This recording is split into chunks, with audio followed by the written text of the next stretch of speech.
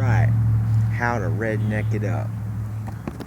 Lawnmower with no pull cable. Alright. First thing you do, put your teeth in. Second thing you do, get you a cigarette. Third thing, USB cable. Take your USB cable for your computer and you attach it here.